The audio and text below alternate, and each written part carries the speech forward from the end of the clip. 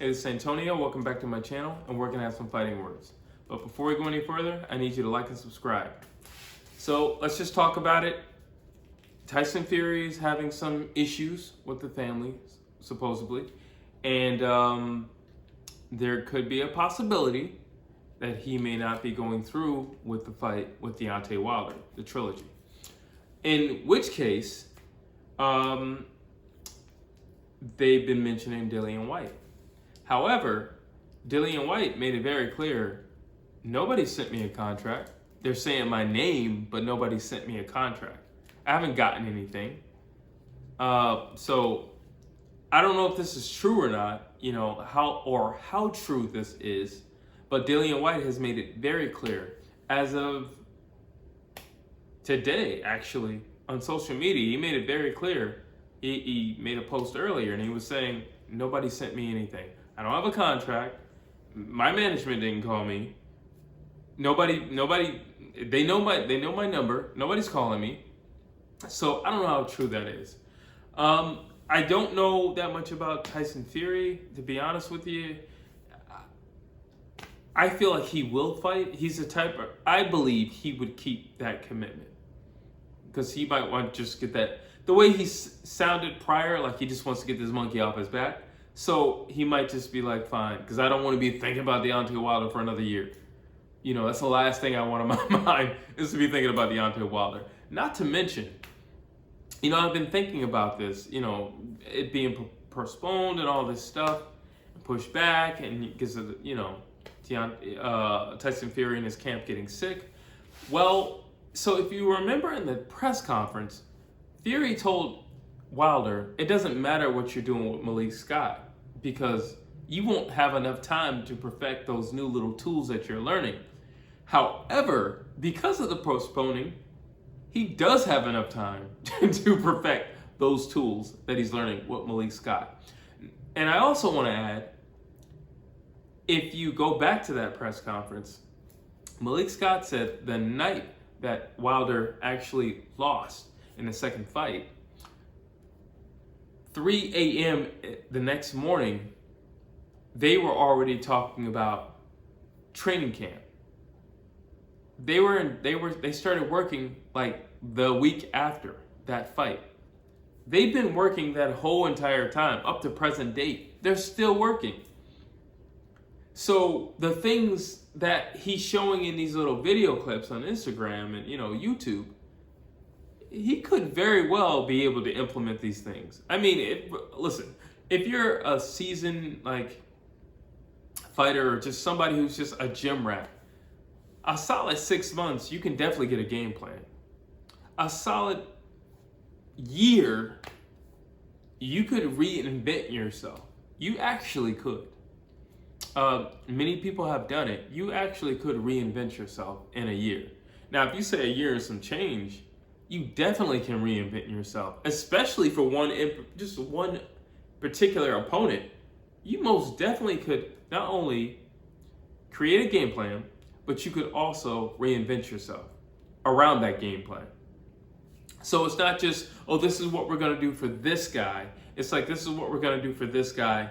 And while we're implementing that, we're going to create a new me in the process. And, with Fury getting sick and all these things, and supposedly, you're just giving him more time to prepare. Like, that's all you're doing. The man said at 3 a.m. they were already working on a strategy for you the next day. So if you think he can't reinvent himself in that time period up until present day, and now we're talking about he might have to switch over to Dillian Whyte, which, in all fairness, does not have the skill set of Tyson Fury. Yeah, he could definitely reinvent the wheel of Deontay Wilder. Yes, he can. The one thing two things I've already said. Body shots, patience for Deontay Wilder. And as we see with Malik Scott, that's what we're working on. One of the things Malik Scott said with Wilder, after you hit him, don't just stand there. You get out. Patience. You see him doubling up the body shots. yeah, that could be a problem for Fury. Not to mention, I don't know if Fury still has the same trainer. It's to my understanding that his father is back in control, and Homeboy's back in Detroit. I don't know what's going on. There's so much confusion in that camp, to be honest with you. If you listen to Fury's uncle, he's saying it's a bad matchup and that he should just pull out of the fight. The father's having beef with the trainer from Detroit. But from like I said, to my understanding, the father's back in control. He's taking the wheel, and his son's training. His dad is pretty much a no-nonsense type of guy, but I don't foresee his dad being like... His dad is not the greatest trainer in the world. Let me just say it like that. I look at Tommy Fury, and there's nothing special about it, honestly. He is tough, and he has a lot of grit. I will give him that. He's very consistent in the ring as well. But his dad trains him, and I'm not overly, amazed by his skill set, to be honest with you. So I don't know how great having his dad run the show in camp will help him. But I do think one thing Fury definitely needs, just in general in his life, is structure. And somebody who's going to keep to the daily regime. And his dad definitely strikes me as the type of guy who would do that. So that's a plus. Now, let me just jump to the other side of this coin. Let's just say Fury, he goes and he's out. And Dillian Whyte does come in. I would have to say, that would be a much better fight.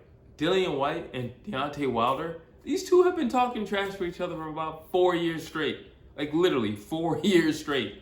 All they do is talk bad about each other. All they do is down each other. Dillian Whyte will literally be in an interview talking about, I don't know, apples. And he'll just go into a tangent about how much he hates Deontay Wilder. It never fails. It never fails. These two can't stand each other. If you're just talking about a press conference, it's going to be gold to have Dillian Whyte and Deontay Wilder at a press conference. And it's going to be destruction if you put both of them in the ring. Because Dillian Whyte does not have the skill set of Tyson Fury. But he comes to fight. He comes to destroy or be destroyed. It's literally, he's going out on his back or he's winning. There's no in between. He's not the type of guy who's like, oh, I'll see you in the 12th round. No. He's not that dude.